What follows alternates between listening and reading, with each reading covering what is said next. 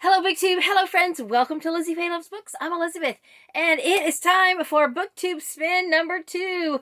I had literally just checked Rick McDonnell's channel a couple of days ago to see if he had posted anything. I was worried that I had missed it, and I didn't see anything. And so then yesterday, I hadn't been on YouTube. I had been just doing some reading and other things, and later in the day, I signed on to YouTube just to see what was happening. And I saw 2 BookTube Spin videos that were not Rick McDonnell. And so I had to go to his channel and see, and he had just posted it 2 hours earlier. And already 2 people had posted their videos of their list. It was Summer from Cozy Reading with Quaker Cats and Sandy of The Reading Legend. And so I was like, oh my goodness, I've got to get on the ball. So I checked again today, and so far I've still only seen those 2, but I know that you guys are going to be seeing a boatload of BookTube Spin videos coming up in the near future. So I figured I better get my hat thrown in the ring right now. I normally wouldn't post 2 videos in a day, but I did earlier today post a video about a challenge that I am doing for the month of May. Something I've done before with my friend Elizabeth Tyree of Soul Stained Ink. Her channel name is just Elizabeth Tyree, but you met her if you watched my video, my travel vlog. I got to meet her and her girls in person, and of course she's a booktuber, so I linked her channel in that video. But anyway, if you want to do hashtag book a day in May, you don't have to read a book a day in May. You can participate in various other ways, so check out that video if you haven't already. But meanwhile, it's the BookTube Spin. So I was thinking about Summer when I went and changed my shirt, because Summer from Cozy Reading with Quaker Cats has some of the cutest cats. And Summer, if you're watching this, have you seen this shirt? Easily distracted by books and cats, or cats and books. Anyway, she has a great channel. Also check out Sandy from A Reading Legend. That, I did not realize she had changed her channel name. It used to just be her name, I think. And anyway, but both of them get the prize for being the early birds to get their BookTube Spin videos done quick. And so be sure and go check them out. Now, I first heard about the BookTube Spin from Angie from Literary Labors. And otherwise, until I saw her video, I didn't know anything about the BookTube Spin. I had not heard of Rick McDonnell. And so now I follow his channel, and you should too. And Angie's, and anybody who's doing the BookTube Spin. So I've got my 20 books picked out, and some of them are books from my old list. I've heard people talk about doing it different ways. Some of them, some people I think are just taking their original list and then taking out the one that they already read and just inserting a new book. I kept some of the same, but some of them were not as applicable, because when we did the first BookTube Spin, I was getting ready to do the Little House Readathon and March Mystery Madness. So at least half of my books were either Little House books or mystery books. I've kept a couple of mysteries in here, but I put in more just other books that I would like to get done but don't necessarily have to. I didn't put very many in here that I thought I would read regardless, because what's the point of that? If I'm going to read them anyway, there's no point in drawing one out, because I'm going to read it anyway. A couple of them I really do need to get to, but I've been needing to get to them for a while, and I keep putting them off, so I figured I may as well put them in the stack. So first, let me give you just a quick report on the book that I was supposed to read for the first BookTube Spin. I just started it a couple of days ago, and I will get it read. My plan is to get it read before the end of the month. It is News from Thrush Green by Miss Reed. I forgot to bring it in here, but anyway, it's a Miss Reed book. It's, you know, your classic country village type story, and if you have not heard of Miss Reed, look her up. She has some really sweet, just wonderful comfort reads, and I love them. So that is what I'm reading right now, News from Thrush Green. And so for my number 1 book, I did go ahead and put another Miss Reed book on here that is not related to the Thrush Green series. This is the first book in the Caxley Chronicles duology by Miss Reed, and I believe they are connected with the Fair Acre series, which I'm reading. And I thought it would be fun to read all of the Miss Reed books in publication order, and I didn't start out that way, but I've read, most of what I've read are her early ones, so I kind of want to go from here and read in publication order, at least in series order, but then kind of bounce back and forth between the series. So this one's next. It is called The Market Square, and it's the first in the Caxley Chronicles by Miss Reed. So then I didn't divide mine up exactly into groups of like 4 or 5, like Rick suggests. In fact, if anything, I've got several groups of 3, but I do have one group that has more than 3. I did pick several books that are middle grade books because as kind of an ode to middle grade May, which is officially retiring this year. We're not going to have an official middle grade May, but because Elizabeth and I are doing hashtag book a day in May, and we are both still planning to read some middle grade books, as well as other things, at least I am, we still want to give an ode to middle grade May, and so I did choose several middle grade books for my stack. But the next 2 are simply books that will progress me in series, and they were books on my old Stackmas tree from Christmas of 2019, and I still have not gotten these books read. One of them is a Christmas book, but that's okay. I don't have to read it during Christmas. It's A Patchwork Christmas by Kristin Eckhardt. It is book 5 or 6, 5 in Home to Heather Creek. So that's a guidepost series that I started a while back, and there's like 24 in the series. They go monthly, and I always had a plan to try to read them one a month, but so far I'm doing good to read one a year, and so I've got that one on the list. And then this book, I said like 2 Christmases ago, I was going to get this read before Christmas so that I could move on to the next several books in the series, which are Christmas books.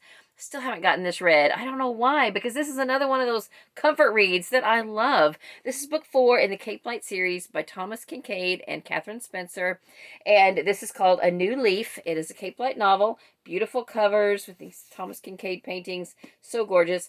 Anyway, I have loved the first 3 in the series. Really, really excited to get to this one. I absolutely have to get this read before the Christmas season of 2021 because the rest of the books in the series after this are Christmas themed, and I really want to get to those.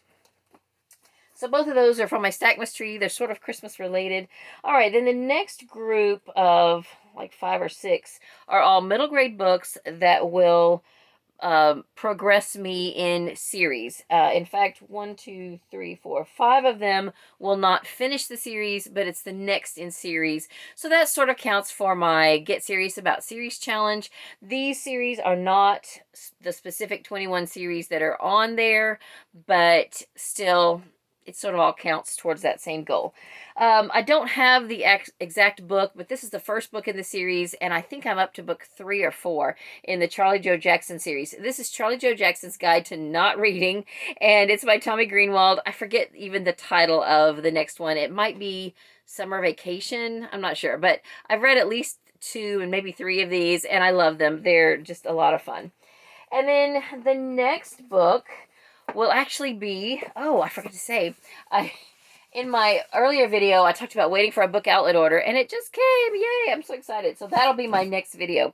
And in that box is the book that's technically on my list. It's called The Runner by Cynthia Voigt. Here is Solitary Blue, which is book 3 in the series, and The Runner is book 4.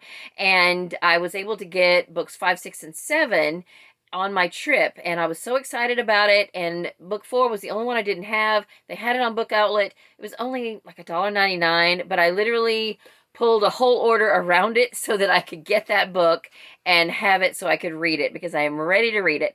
And so the book is called The Runner. This is not it. This is the early one in the series, but the covers have some similar looks to them. All right, the next book is probably really more of an elementary book, but we're still going to call it a middle grade book. And it's by Whoopie Goldberg. Did you guys know that Whoopie Goldberg writes children's books or wrote children's books? I'm up to book 2 in the Sugar Plum Ballerina series. Like I said, these are really more elementary, but I actually have the first one here called Plum Fantastic. This was really cute. And so Katie only had these 2 books when she was younger, and she was done with them. And I had only gotten around to reading one of them, and we were going to put them in the yard sale because, you know, she didn't need these anymore.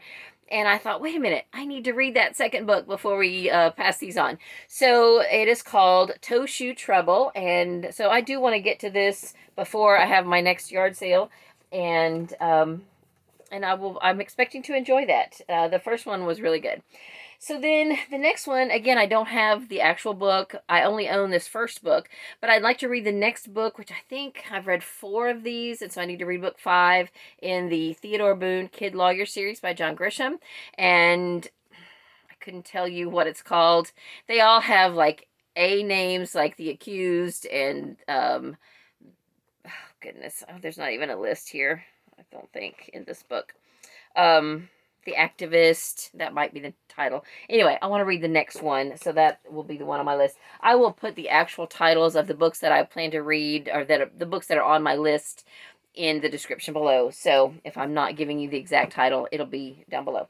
This is the exact one that I have on the list. This is book 3 in the Mowendale Mystery Series by Sheila Turnage. The first book is called 3 Times Lucky, and then we have The Ghost of Tupelo Landing, and then book 3, The Odds of Getting Even. And I love the first 2 books. In fact, I did buy the 4th book, and it's in my book outlet box. So if you want to see that, come back and check out my book outlet order, and I'm excited to show you that in my next video. Okay, then this one is also a middle grade book, but it kind of starts the next group of 3 books, which are series finishers, or one of them is the beginning, one of them is the end of a trilogy, but this one is the end of a 4-book series. I've heard that this one is not even worth reading, but I'm a finisher, so I've got to finish it. The Shade of the Moon by Susan Beth Pfeffer is the 4th and last book in the Last Survivor series. So that is on my Get Serious About Series challenge as one of the series that I plan to finish this year. And this, I think, is also on my list of 21 series. It's the 6th book. It's the 6th of the full-length novels of the series, but there's a couple of short stories or novellas in the series as well. But it's by Philip Gulley. It's called Almost Friends, and this is the last book in the Harmony series. So I'm excited to get to that one at some point this year. If it gets picked in the BookTube Spin, then I will read it.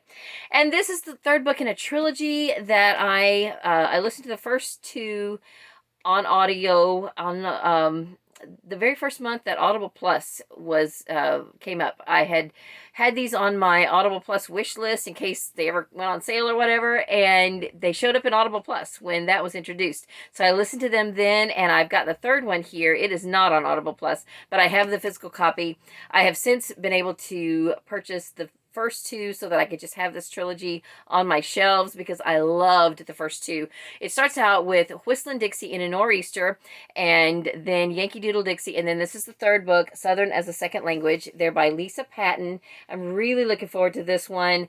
I can't tell you how much I loved the first 2, especially for the fact that there was no foul language, and it was a great story. Lots of characters, good and bad, a great diversity of characters in a lot of ways, and it was just a great story with no foul language. So yay for Lisa Patton for being able to do that, because a lot of modern day writers can't seem to figure out how to do that. And then the next 3, I kind of shouldn't have put these in here because I do need to get these read anyway. These are the last 3 books from my last TBR jar draw.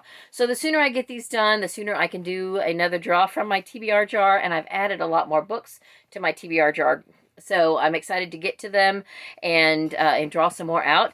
But I have one cozy mystery, Wild Goose Chase, and I actually, before I can really kind of count this as done, I've got 2 of these on my shelf that I want to get done and send to my sister. So this is book 1 of the Quilting Mysteries by Terri Thayer, and so I would love to get that done if that gets chosen. And then this one, I don't know anything about, and because I didn't know anything about it, I stuck it in my TBR jar. But I have heard from my sister that she really likes Baxter Black.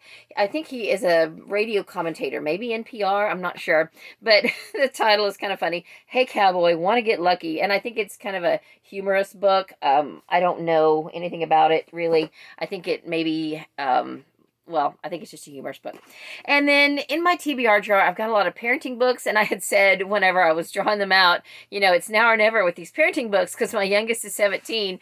So this is one of those that, you know, I just want to kind of give it a second look. I may not even read the whole thing. Although the last parenting book that I read, I did find some very valid things in it and some stuff that I thought would be good for younger girls. And so I will, kind of have a good idea of who I can pass those books on to. But this one, How to Say It to Girls, Communicating with Your Growing Daughter by Nancy Gruver, is the last of the nonfiction books that I drew out of my TBR jar. And it really doesn't look hard to read. There's a lot of white space here. Probably what I'll do is just try to kind of chink away at this. I will put this in my morning stack. Even though this is not a devotional book, I will read a little bit at the end of all my devotional reading, maybe starting in May, especially if it gets drawn out of the, for the BookTube Spin. But it remains to be seen. So, like I said, I shouldn't have put it in here because I really need to read it anyway. But I have had really good success with getting more reading done when I stick books in my morning stack, as long as I don't have too many in the stack. However, these last 3 months, I've been reading the Bible in 90 days, and I am just, a few days away from finishing it, and that has been taking up most of my morning reading time. So, starting in May, I will go back down to a more reasonable amount of Bible reading each morning, and I'll have a little more time for morning reading. But anyway, if this gets picked, I'll probably try to read through it faster than I would if it doesn't get picked. So I'll just set that as a goal. All right, the next 3 are children's classics that I think I can get on audio. I just haven't ever gotten around to reading them, but I've got physical copies on my shelves. I have The Swiss Family Robinson. It is, I should know who this is by, Johann, is it Wyss or Wyss? Anyway, that's been on my shelf a while. This physical copy was given to me by the nurses when Emily was in the hospital back when she first had the worst of her seizures and was incapacitated and was in the hospital for like 5 weeks, and I was there during my birthday, and so the nurses put together a little bag of books for me, and that was so sweet. And then this one I got somewhere, maybe at a yard sale, 5 Little Peppers and How They Grew. It's by Margaret Sidney, and I think this is the start of a series. I've only got this one, but I'd like to read this and then maybe keep it in really good condition and then maybe put that on eBay. Maybe that would be something that someone would be interested in. And then this one I picked up not too long ago. I have never read the classic version of Peter Pan by J.M. Barrie. I have read all of the Dave Barry, Ridley Pearson series, the Peter and the Starcatchers, and I love that whole series. In fact, I just bought one of those that I didn't have on my shelf during my trip, and I mentioned then that I had never read this. So I need to get to this, and I think I can find it on audio. If not, then I'll just try to get it read in print. And then the last 3, I believe I did have on my last BookTube Spin list. Probably not the same numbers, but and I haven't even been saying numbers, but in the order I'm showing them to you, that's the order that I will number them. These are some standalones I've been trying to get to for I don't know how long. The Perfect Elizabeth by Libby Schmaz, I don't know.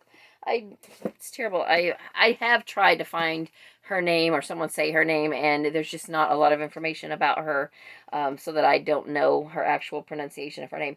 Anyway, I have Pigtopia by Kitty Fitzgerald. I did start this one time a couple years back, and it is written in a dialect that is very difficult to read and understand. So at the time, I just didn't have time to sit down and really sort it out and try to interpret what it was saying. So that's why I figured it would be a good one for this list.